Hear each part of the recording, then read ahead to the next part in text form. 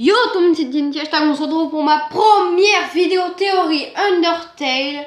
Alors tout d'abord, avant de commencer cette vidéo théorie Undertale, je vais vous présenter les différents types d'âmes qu'on connaît jusqu'ici et qui sont véridiquement dans le jeu. Donc d'abord les âmes d'humains, celle de détermination bien sûr, celle de justice, celle de bravoure, celle de patience, celle d'intégrité, celle de gentillesse, celle de persévérance. Donc ensuite, passons aux âmes de monstres. Donc il y a les âmes de monstres normales, c'est-à-dire que quand ils meurent, il meurt, il n'y a plus d'âme.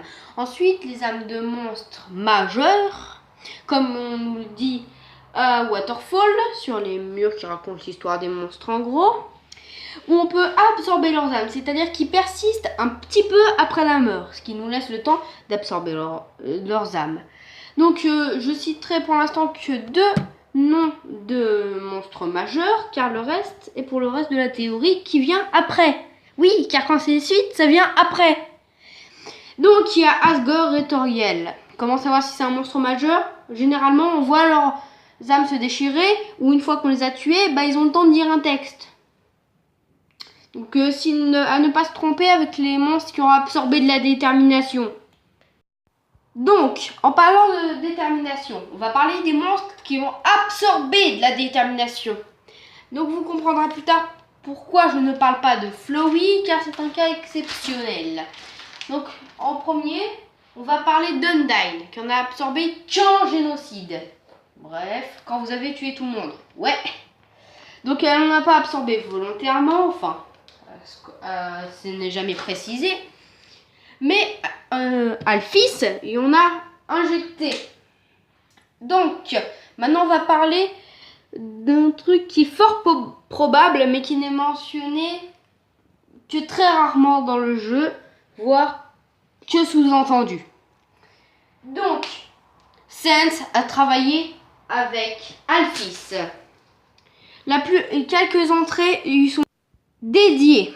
Donc, ensuite, nous allons parler de Sans. Lui aussi s'est fait injecter de la détermination. Donc, par Alphys. Alors, nous allons en venir aux origines de Sans et de Papyrus. Donc, Sans et Papyrus ont été potentiellement créés par... Alors, je vous laisse deviner, hein. De toute façon, la plupart des fans, c'est probablement ce que je vais dire. Wingding-Gaster, oui. La plupart des youtubeurs théorie aiment dire que quasi personne connaît ce personnage. Qui en fait un personnage hyper connu. Donc c'est complètement débile de dire ça. Bonsoir Capitaine Hype, si tu regardes cette vidéo, je suis désolée. Donc c'est simple. Papyrus et Sans ont été créés par Gaster. Donc c'est simple. En mourant, grâce au Gaster Follower, on sait qu'il s'est propagé dans l'espace-temps. Mais c'est simple. Donc il a gardé son physique, son âme, mais où est partie la détermination? Donc c'est simple. Comme on le sait en pacifiste, quand on prend les âmes, on a une partie de la mémoire. Comme Asriel le dit, j'ai l'impression de tous les entendre à l'unisson, ils n'ont qu'un seul souhait, sortir. Voilà. On sait que Sans a plus de mémoire et de détermination venue de Gaster que Papyrus. Papyrus ne se rappelle même plus de la mort de son frère, ni des Tamina, etc. Donc, ou alors, Sans a encore des relations avec Wingding-Gaster. Bon, cette fois on va parler du combat. Donc le combat contre Sans et vous, car oui, c'est vous qui combattez, non pas Kara. Bon, certes, c'est Kara qui l'a tué, mais bon, vous savez quoi, je vous ramène sur la vidéo de Capitaine Hype sur Frisk et Kara. Oui, pour m'excuser de la fois où je l'ai lâchement exterminé. Donc voilà, je vous laisse le lien dans la description. Donc, disais-je, le combat. Donc, à mon avis, Sense et Gaster se communiquent encore pour une raison. La seule preuve que j'ai. Donc, dans le combat, c'est simple. Quand vous le croyez dormir, il y a une police dans laquelle est écrit les Z en Aster. Oui, ce n'est pas du Comic Sans, ni l'autre police dans laquelle vous voyez Go Have You a Bad Time, où tu vas passer un sale quart d'heure en français. Donc c'est simple, Gaster et Sense ont fusionné avant le combat. Oui, juste avant le combat. Ce qui explique pourquoi il a tant de détermination.